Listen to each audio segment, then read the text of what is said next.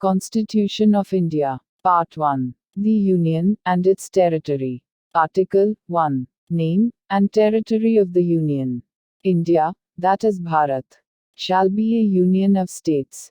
The states and the territories thereof shall be as specified in the first schedule.